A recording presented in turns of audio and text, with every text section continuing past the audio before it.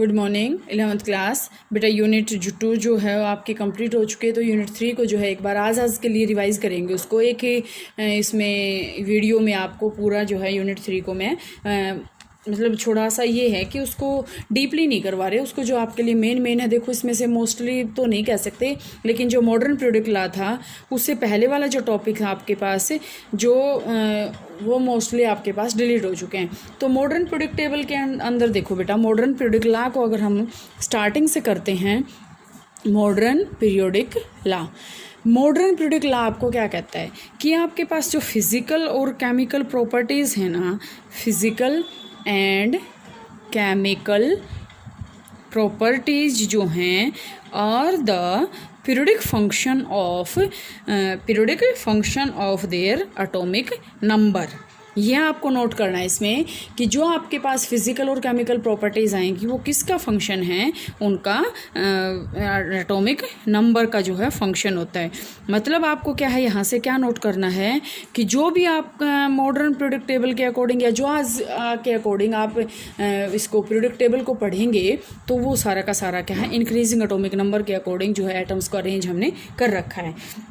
ठीक है, अगर इसके अकॉर्डिंग जैसे हम देखें तो जो आपके पास मॉडर्न पीरियोडिक टेबल है उसके अकॉर्डिंग अगर हम देखें, इसमें आपके पास एक आता है कि पीरियोडिसिटी का मतलब क्या होता है कि एक जो है रेगुलर पैटर्न के बाद जो रिपीटेशन होता है किसका, प्रॉपर्टीज़ का, जो रिपीटेशन होता है प्रॉपर्टीज़ का उसको हम बोलते हैं रीअकरेंस या फिर repetition of the chemical properties of elements at a regular interval of time. कि ये नहीं है कि एक बार 2 के बाद आ गया, एक बार 4 के बाद आ गया, एक बार 6 के बाद आ गया, वो ऐसा नहीं है।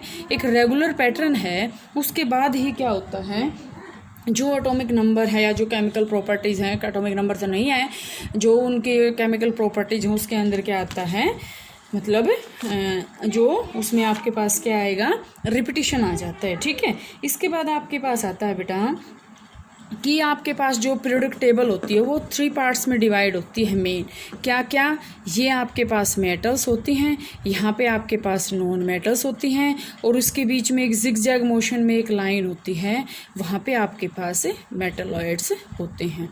और मेटलॉइड्स का मतलब क्या होते हैं कि which have properties of both metal and non metal.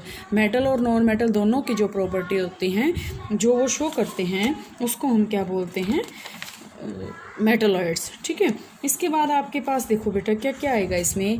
अब इसमें आपके पास आएंगे S block, P block, D block, F block. ठीक है, सबसे पहले जो है आज हम स्टडी करते हैं इसके अंदर S block, P block, D block and F block. अगर हम सबसे पहले जो है एस ब्लॉक एलिमेंट्स की अगर स्टडी करें तो देखो एस ब्लॉक एलिमेंट्स की जो कॉन्फ़िगरेशन होती है वो क्या होती है कि जो लास्ट इलेक्ट्रॉन होता है ना वो किस में जाएगा, एस सब शेल के अंदर जाएगा।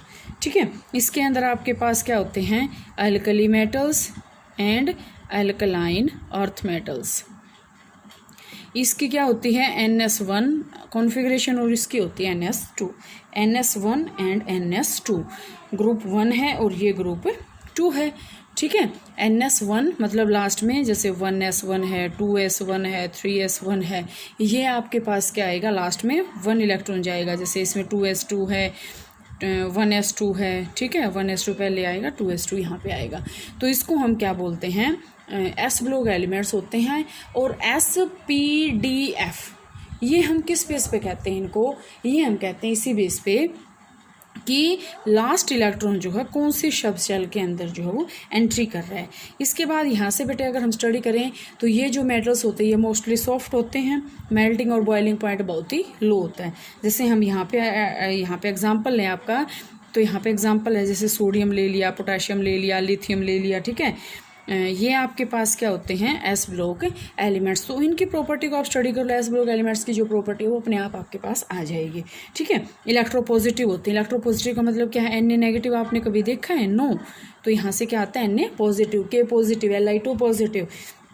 तो इसका मतलब क्या है कि आपके पास ये इलेक्ट्रो पॉजिटिव करैक्टर शो करते हैं। इसके बाद क्या होता है, लो आयनाइजेशन एंथैल्पी होती है, ठीक है। आयनाइजेशन बहुत जल्दी हो जाती है, इसको ज़्यादा हमें एनर्जी नहीं देनी पड़ती। जैसे अगर हम एग्जांपल लें Na का, तो ये इजीली जो एक इलेक्ट्रॉन है उसको क्या कर देता है, लॉस कर देता है आसानी से, ठीक है। इसके बाद आपके पास क्या है, इसके बाद आपके पास इसमें आएगा बेटा कि ये क्या होते हैं, हाईली रिएक्टिव होते हैं, और ये क्या होते हैं, स्ट्रॉन्ग रिड्यूसिंग एजेंट होते हैं। ये आपको नोट करना है कि यहाँ पे ये क्या होते हैं, स्ट्रॉन्ग रिड्यूसिंग एजेंट, ठीक है। स्ट्रॉन्ग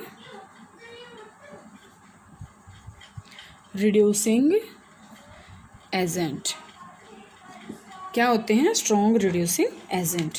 और मोस्टली जो इनकी ऑक्सीडेशन स्टेट होती है बेटा वो होती है +1 एंड +2, क्योंकि होते ही लास्ट में इलेक्ट्रॉन 1 या 2 होते हैं, तो यहाँ पे या तो वो +1 शो करेंगे या फिर +2 शो करेंगे, ठीक है। Good conductor of heat and electricity भी होते हैं, ठीक है। इसके बाद अगर हम स्टडी करते हैं पी ब्लॉक एलिमेंट की, तो पी ब्लॉक एलिमेंट आपके पास क्या क्या होते हैं ये और ध्यान से देखें। P block elements, P block elements में देखो बेटा क्या क्या होता है। पी ब्लॉक एलिमेंट में आपके पास जो इलेक्ट्रॉनिक कॉन्फ़िगरेशन होती है वो होती है NS2, मतलब NS2, S को ये कंप्लीट करेगा, ये नहीं है सीधा इलेक्ट्रॉन P में जाएगा, NS2 S का इलेक्ट्रॉन कंप्लीट करेगा। उसके बाद NP के अंदर क्या होएगा, 1 to 6 इलेक्ट्रॉन होंगे। मतलब हमें पी ब्लॉक का एलिमेंट का मतलब क्या है कि जो लास्ट इलेक्ट्रॉन है वो किस में जाएगा, P में, ठीक है। पी ब्लॉक में आपके पास एलिमेंट्स कौन कौन से होते हैं, पी ब्लॉक में आपके पास होता है 13, 14, 15, 16, 17 और 18। ये ग्रुप जो होते हैं ना, ये होते हैं आपके पी ब्लॉक एलिमेंट्स। मतलब लास्ट जो इसका इलेक्ट्रॉन है, जैसे हम 13 को देखें तो ये होता है आपके पास boron family, carbon family, nitrogen family, oxygen family, halogen और नोबल गैसेस, ठीक है। नोबल गैसेस, सॉरी नियॉन से स्टार्ट होता है बेटा ये, हीलियम तो सेकेंड ग्रुप में, ठीक है। तो यहाँ से ये है। इसके बाद आपके पास क्या है कि इसी ग्रुप के अंदर जो है इसकी प्रॉपर्टीज़ अगर हम स्टडी करें तो यहाँ से मेटल्स और नॉन मेटल्स दोनों इसके अंदर होते हैं, मेटल्स एंड नॉन मेटल्स दोनों इसके अंदर प्रेजेंट होते हैं। और जो है मेटेलिक करैक्टर का क्या होता है, ऊपर से अगर हम नीचे जाते हैं तो वो क्या होता है, इंक्रीज होता है मेटेलिक करैक्टर, ठीक है। और लेफ़्ट टू राइट जाते हैं तो वो डिक्रीज होता है। सिंपल सी बात है बेटा, अगर हम किसी भी प्रोडक्ट टेबल में ऊपर से नीचे जा रहे हैं तो शेल बढ़ रही हैं, ज़्यादा इलेक्ट्रॉन वो दे सकेगा, लेकिन अगर हम ऐसे जाएंगे तो वो इलेक्ट्रॉन्स घट रहे हैं। इलेक्ट्रॉन्स जो हैं इफेक्टिव न्यूक्लियर चार्ज बढ़ रहा है, यहाँ पे मैंने आपको बार बार बता रही हूँ, तो वो इसके कारण जो है मेटेलिक करैक्टर घटेगा। और मैंने आपको ये भी बताया था कि जैसे हम इधर जाएंगे तो नॉन मेटल्स जो हैं वो आते जाएंगे, ठीक है। कोवलेंट कंपाउंड बनाते हैं, क्योंकि मेटल और नॉन मेटल आपके पास मैंने बताया था 10th क्लास में भी आता है आपके पास, कौन सा बॉन्ड बनाते हैं, कोवलेंट कंपाउंड जो है ये बनाते हैं, ठीक है। ऑक्सीडाइजिंग प्रॉपर्टीज़ हैं और डिक्रीज भी है, इंक्रीज भी है, ये हम इसमें अलग अलग कर सकते हैं। इसके बाद बेटा आपके पास आता है D block element. D block element में आपके पास जो है इनकी जो है कॉन्फ़िगरेशन देखो बेटा क्या आएगी, N-1, ठीक है, N-1, D1 to 10 और NS0 to 2। यहाँ से देखो आपके पास क्या आएगा, N-1 ये इनर ट्रांजिशन एलिमेंट्स होते हैं। अब इसको जो है डी ब्लॉक को हम बोलते हैं ट्रांजिशन एलिमेंट। और ट्रांजिशन का मतलब होता है बेटा कलर्ड। और ट्रांजिशन का मतलब क्या होता है कि लोअर एनर्जी से हायर एनर्जी में जब कोई भी यहाँ से जाएगा, कोई भी इलेक्ट्रॉन यहाँ से यहाँ जंप करेगा तो वो कुछ न कुछ एनर्जी को क्या करेगा, एब्जॉर्ब करेगा, और इसके कारण यहाँ पे वो जो है कलर को शो करेगा। ये होता है ट्रांजिशन एलिमेंट्स।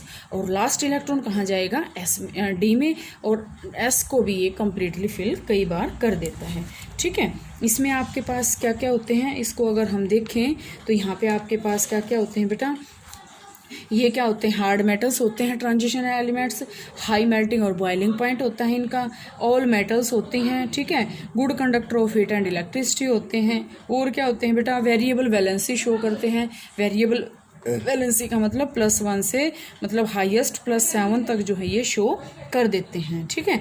और टेंडेंसी होती है कॉम्प्लेक्स फॉर्म करने की। ये जो है मोस्टली एलिमेंट्स जो है कॉम्प्लेक्सेस फॉर्म करते हैं। जो कॉम्प्लेक्सेस एलिमेंट्स हैं +2 क्लास में आप पढ़ेंगे, जो कॉम्प्लेक्स फॉर्मेशन जो होती है वो आपके पास क्या होती है, इन्हीं एलिमेंट्स की फॉर्म जो है होती है। इसके बाद आपके पास आता है बेटा F block elements. F block elements में आपके पास देखो क्या आएगा, एफ ब्लॉक एलिमेंट्स।